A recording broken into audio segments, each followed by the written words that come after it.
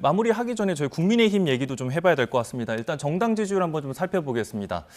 그래픽 보면서 좀 자세히 살펴보겠습니다. 민주당이 지지율이 41%로 1위를 차지했고요. 그렇지만 지난 조사와 비교하면 5%포인트가 떨어졌습니다. 반면 국민의힘 같은 경우에는 20% 위로 올라섰습니다. 3%포인트가 올라간 건데요. 그 사이에 민주당은 정청래 대표가 당권을 잡았고요. 국민의힘은 지금 전당대회를 치르면서 전환길 논란을 치르고 있습니다. 그럼에도 불구하고 민주당이 떨어지고 국민의힘이 오른 이유, 일단 먼저 민주당 어떻게 보고 계십니까?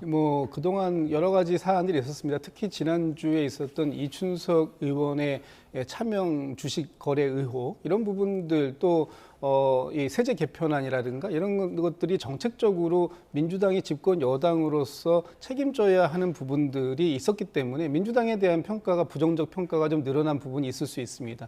그리고 국민의힘 같은 경우에는 지금 이제 그 전당대회를 치르는 중이기 때문에 어쨌든 뭐 부정적이든 긍정적이든 노이즈 마케팅이 있으면서 이 전당대회에 대한 컨벤션 효과가 일부 있는 것도 사실입니다. 그러나 저는 굉장히 우려하는 게 전환길 씨에 대해서 어제 국민의힘이 경고라는 아주 가벼운 솜방망이 징계를 내렸는데 이것은 징계라고 보기보다는 오히려 전환길 씨를 국민의힘에서 인정한 그런 결과를 가져온 것이기 때문에 이번 그 전당대회 이후에 국민의힘이 오늘 얼마만큼 전환길 씨와 함께 가고 또 전환길 씨가 주장하고 있는 윤호개인 또는 부정선거 음모론 이런 것들이 국민의힘에 안착되어 와서 그것이 국민의힘 전체의 주장으로 받아들여질 것인가 하는 부분에 따라서 앞으로 향후 국민의힘의 지지율에도 많은 영향을 줄 것이다, 이렇게 예측하고 있습니다. 네, 먼저 민주당에서는 그 이춘석 의원의 의혹과 관련해서 좀 영향을 미친 부분이 있고,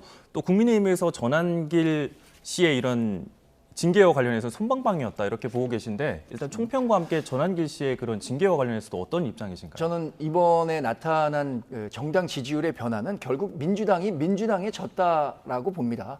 민주당에게 권력을 줬더니 권력에 도취해서 본인들 하고 싶은 것만 하더라라는 판단을 국민들이 하고 계시다고 생각합니다.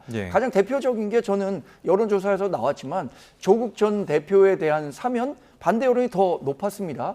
민주당 지지자들 내에서도 그 조국 전 장관에 대한 사면이 부적절하다라고 응답하는 분들이 있었거든요. 그러니까 권력을 맡겨줬더니 권력을 절제할지 모르고 본인들 잔치만 하고 있구나라는 판단 때문에 핵심 지지층들은 물론이고 일부 중도 지지층들이 이탈했다. 그렇기 때문에 더불어민주당의 지지율이 하락했다고 보고요. 반대로 국민의힘 지지율이 오른 것은 우리 당 전당대회가 있으면서 흥미가 높아졌기 때문이라기보다는 민주당에 대한 건전한 건강한 견제 세력으로서 국민의힘을 평가해주고 있는 것 아닌가. 그러니까 미워도 국민의힘이 역할을 좀 잘 해주면 너희들에게 다시 관심 줄 수 있다라는 일종의 시그널을 준 것 아닌가라는 생각을 합니다.